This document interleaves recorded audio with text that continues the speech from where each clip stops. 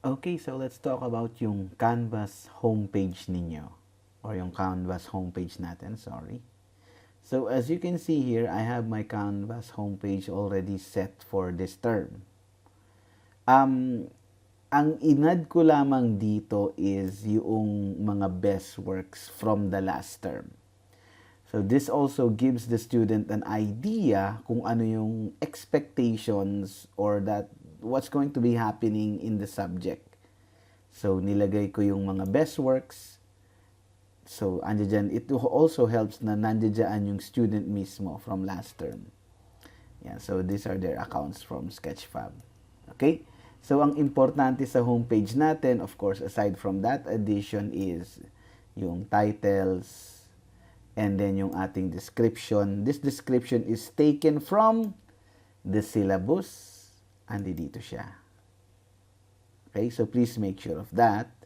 And then another is ito naman yung ating course competency. Course competency simply means ano yung dapat alam nila, nagagawa na nila, na pe-perform nila after the course or after 12 weeks.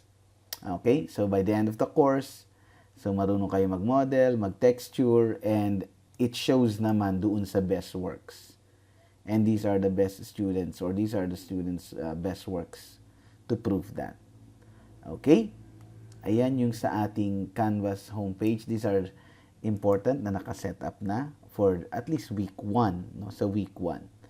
Ito yung first two na requirements sa atin. The next one is the syllabus. Okay? So please, ang syllabus i-post natin not as a link. I-embed natin siya. Okay, so when you embed, I have demonstrated dito sa ating modules. Please check yung modules natin. I have demonstrated how to embed and to do contents here.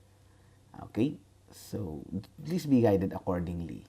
And I hope you run through all of these guidelines or guides sa pag-setup nyo ng inyong Canvas contents.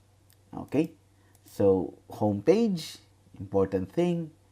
Also, sa homepage, please, yung ating schedule and ang room natin, have that posted there also. Okay? Iyan.